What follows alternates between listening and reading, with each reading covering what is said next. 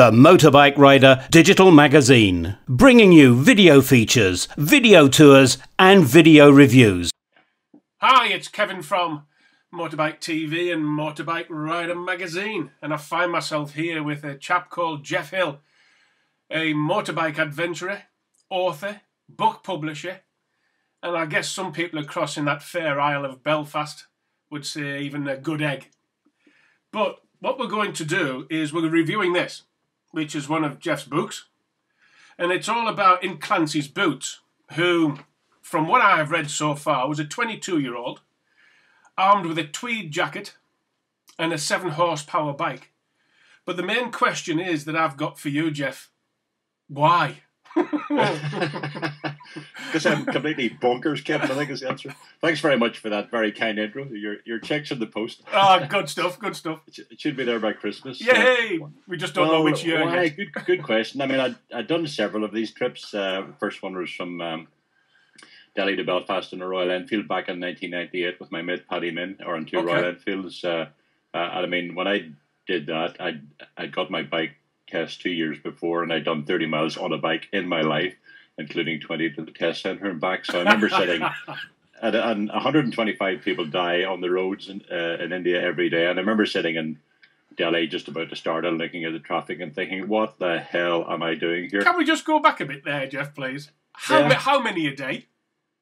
125 every day. Good God. And about 4 times the first day I swore I was going to be among them, because they're the drivers of the big trucks and buses. They just go to the road and they'll pull out and overtake and force you off the road without a care, you know. So, but having survived that, I did Route 66 on a Harley, which was a doddle by comparison, and then Chile to Alaska, the length of the Pan American Highway on a Triumph with Clifford Forsyth, Clifford Patterson, a former Isle of Man TT winner, and then round Australia in a Triumph. And it's sort of, you know, the trouble with this sort of stuff is you do it and you think, I'm never going to do that again. It's too difficult to organise. And then, you know, a few months later, you're thinking, I wonder what else, you know. Yeah. And, so, to be honest, I had never heard of Carl Stearns Clancy before in my life. Until, I think, start of 2011, I got an email from a Dublin biker called Fergal O'Neill, who'd read the books on the previous trips and enjoyed the fool. So that's how that came about. He'd read some of your previous publications, which we may well feature in subsequent issues of the magazine.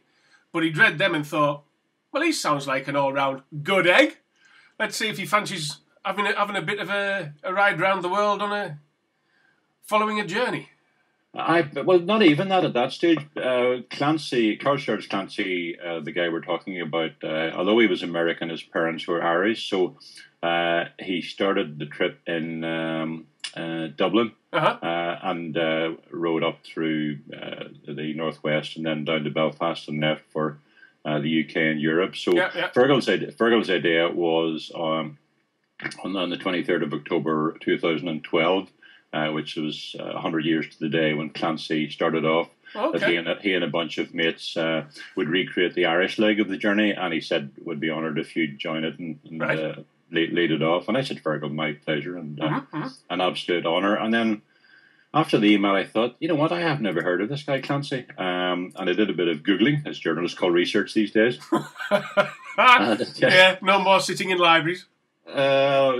Possibly more is a pity, but you know, what an incredible resource. And I found out that they'd in 1912, Carl Stearns Clancy and his mate Walter Rendell's Story started off from Dublin, and get this, Story had never ridden a motorbike in his life, so Clancy spent the first day in Dublin teaching him to ride in Phoenix Park. On a 1912 Henderson, the most powerful, fastest motorbike of its day, with 7 horsepower. Woohoo! Yeah, well, not so fast. It was 934cc, inline 4, but as you said earlier, 7 horsepower, 1 gear, no front brake, and the only suspension was a bicycle seat. So, I mean, you know, what was Story thinking of to take on this trip without ever having ridden a bike in his life on the biggest bike of its day? And in the end, he only got as far as Paris and said, stuff this, I'm going home, and Clancy went on his own. Yeah. So, that's what I found out from just a bit of Googling. And Clancy had written a series of articles for an American magazine when he did the trip, which was how he financed it. And he planned to write a book when he got back, but never got around to it. And it was only in the last sort of 16 years that an American author and adventurer called Dr. Gregory Fraser, who's ridden around the world 5 times, I think, himself, and who owned a couple of Hendersons, hence his personal interest. Okay. He spent 16 years digging up all Clancy's original articles and photographs and turned them into a book called Motorcycle Adventure. Yeah, so I ordered it on Amazon, Clancy, and I wasn't too far into it before, the 40-watt bulb went off, and I thought it would be brilliant to recreate the entire journey on the 100th anniversary. Okay. Your screen's frozen at the moment, but never mind. Hopefully it'll come back. It has, yeah. Oh well, never mind. One of the other parts about it. Looking at me now, anyway. So. Yeah, one of the other parts about it was that Clancy himself didn't write the actual book about this journey, did he? He was just doing extracts into local newspapers. He wrote a series for an American magazine. And Dr. Fraser, or Greg Fraser, used pretty much all of those for his book. So, in a sense, the book Motorcycle Adventure was a collation of all Clancy stuff. So, yeah, I suppose he did write it from the grave, in a sense, So, having found out about this chap and realising how young he was and the quality of the bikes as well, would you say that was the days of adventures? That you had this seat that was sprung with springs. There was no suspension as such. 7 horsepowers, no windscreen in front of you or screen to shield you. And let's just see where the road goes. I mean, really, those were the days of the real adventures, weren't they? Yeah, completely. Especially when you think, there were no. I think I've disappeared from sight. You have. Let's see if we can get you're back. You're back. There we go. We have the technology. We have. we can put a man on the moon, but not speak to each other. Yeah. But it was an incredible thing to do, because the only sort of real guidebooks those days would have been Baedeker, the classical ones for rich Europeans doing the Grand Tour of Europe, but nothing beyond. So, there was very little he could do in the way of research, and particularly when. Story left in Paris. Clancy, I know he was only 22, and at that age you think you're indestructible, but to just go out into a journey that was like going to Mars without any clue as to where there'd be roads or where he could get fuel or what sort of conditions he was going to face was an incredible act of courage. So he continued on down through Europe and then across Algeria and Tunisia and back up through Italy, and he planned to ride through the Middle East to India, but first of all, war broke out in Turkey, so that scuppered that plan. And then an Englishman he met in Italy told him that in India there were no roads in the interior. There was a fever epidemic and there was no fuel, so it sort of scuppered his plan a bit. So he sort of missed out a bit. He put the Henderson on a boat to Ceylon or Sri Lanka as it is today. Rode around there and then sort of hopped around the Far East as best he could with the limited amount of roads there. Rode up through Japan, put the bike on a boat to San Francisco, and when he got to San Francisco, he thought, "Oh, thank you, Lord, I'm home. The roads will be brilliant." But in fact, they were the worst of the whole trip. Just he took a sort of northern route through up through Oregon and Montana and the northern states, and the roads in Oregon were the worst of the entire trip. There were fire tracks through the forest, and he got so sick of motorcycling that there's no evidence that he ever rode a bike again. And I think that's probably part of the reason why he didn't write the book. So, an incredible thing to do. We had it easy in comparison on modern BMW or 1200 GSs. Absolutely. And decent roads most of the time, Sometimes when I read the book, I actually thought to myself, those were the days when you wouldn't know where you were going. You wouldn't have any preconceived ideas. You wouldn't have anything that would maybe put you off. You wouldn't be reading other articles that said, pack your bike, then cut it in half and cut it in half again. It was a case of, well, let's see where the road goes. Whereas now, people tend to plan a huge amount and they think they're great adventurers, but they've got everything around them that it's not really an adventure. It's just a ride on some reasonably good roads. Whereas back in those days, he hadn't got a bloody clue really where he was going. None at all, you know. And I mean, in a way, it was probably sort of easy trip in that it took a huge amount of organisation, like about 2 years, which is typical. But in terms of the actual trip, it wasn't as difficult or dangerous for me and Gary as, for example, the Chile to Alaska one. You know, the Pan American Highway. And as far as I know, we did that back in 2006, and Danny Liska, an American rider, had done it from north to south in the late 60s. But as far as I know, I couldn't find any evidence of anybody having done it from north to south before. So I think, as far as I know, we were the first for what it matters. And I mean, that was a trip where you get up every day and set off down the road, not having a clue what the day will bring. Particularly when I threw the bike down the road in Colombia. And myself with it, you know. Although it's a funny thing, you know, with these trips, the two places, the Foreign Office. I mean, the Foreign Office will tell you not to go to Glasgow. Ain't that the truth?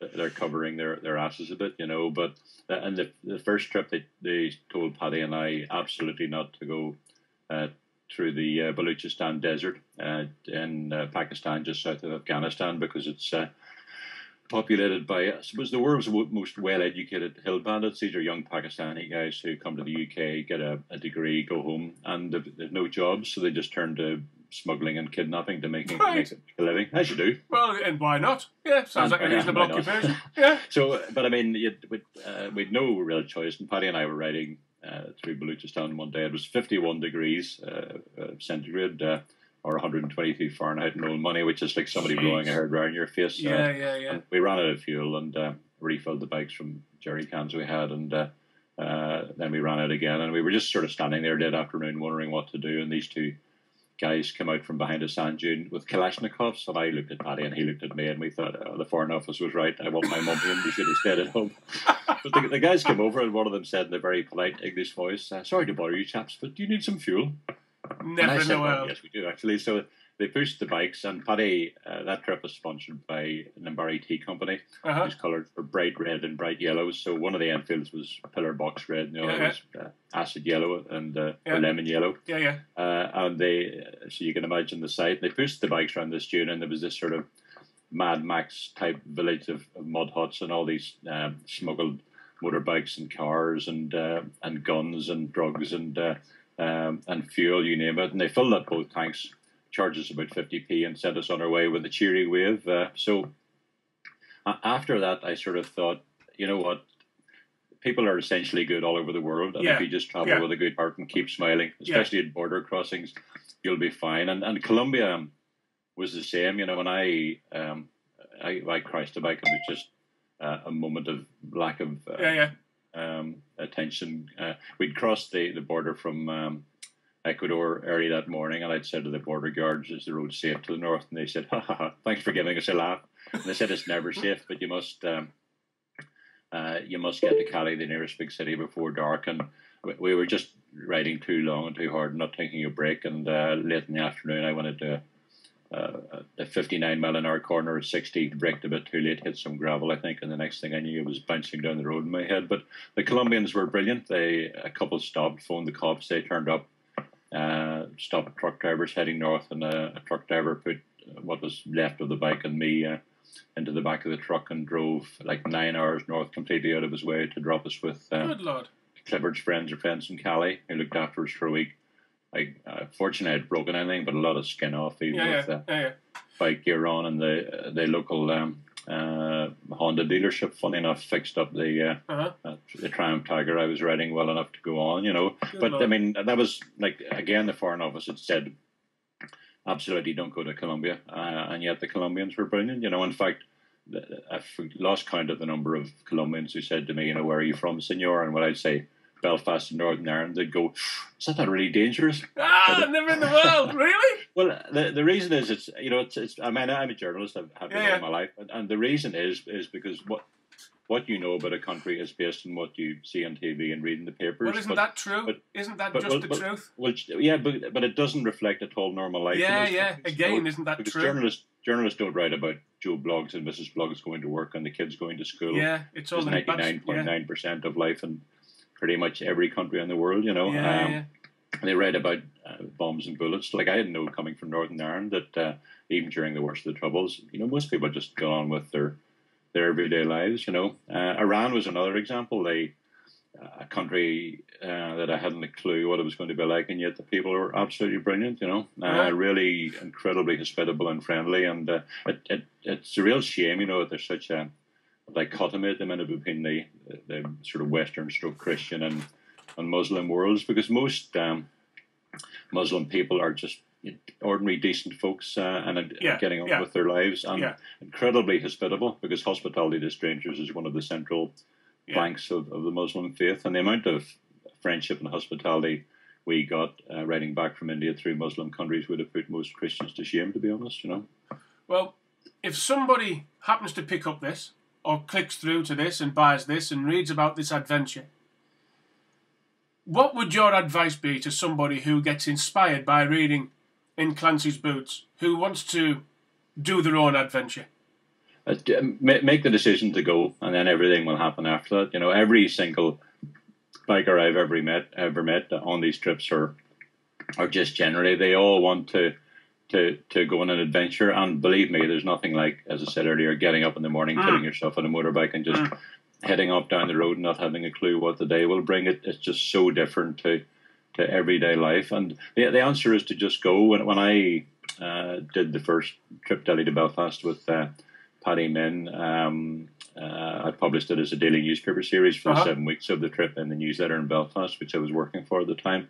And a guy called Liam, who had read the series, phoned me up afterwards and said, "Listen, I'd love to come around and have a chat, because I'm thinking of heading off just for a wee adventure myself." So he called round, and I gave him what advice I could, and he set off for his wee adventure. And 4 years later, he was still travelling. He'd ridden all the way around the world.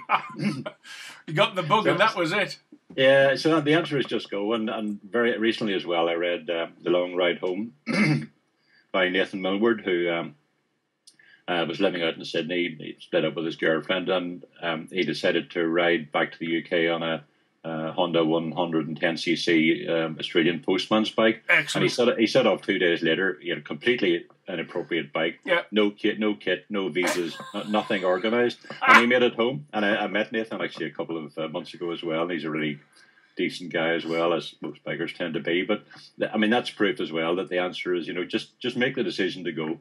Even if it's a little adventure, and the only thing that's holding you back is fear, and you'll find that if you go ahead, first of all, the things you fear will hardly ever happen. If they do, they won't be as bad as you think. And even if bad things do happen, you'll be able to think, well, I was afraid and I went ahead and it was great.